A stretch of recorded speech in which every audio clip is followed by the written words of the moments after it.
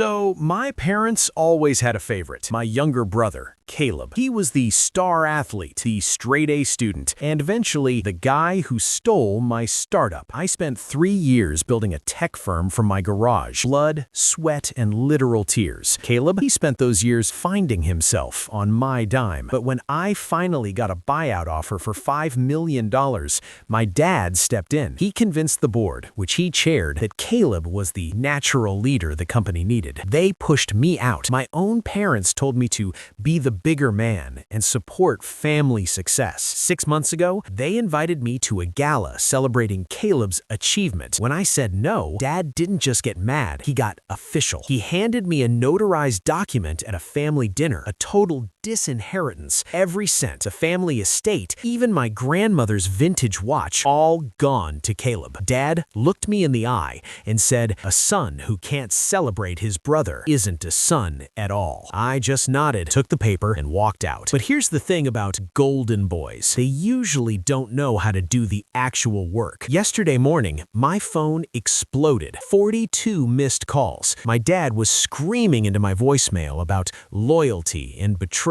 When I finally answered, he was sobbing. The firm was being raided by the FBI. Apparently, Caleb tried to cook the books to cover a massive gambling debt he'd hidden for years. He'd used the company as his personal piggy bank, but it gets better. Turns out the anonymous whistleblower wasn't me. It was Caleb's own wife, the girl our parents had practically handpicked for him because she came from the right family. She called me later that night. She told me she'd been documenting Caleb's fraud since their honeymoon. She didn't want the money, she wanted revenge for how my parents treated her sister years ago in a messy legal battle. My parents are now bankrupt. Caleb is facing 10 years, and I just started a new firm. Sometimes being the black sheep is the safest place to be.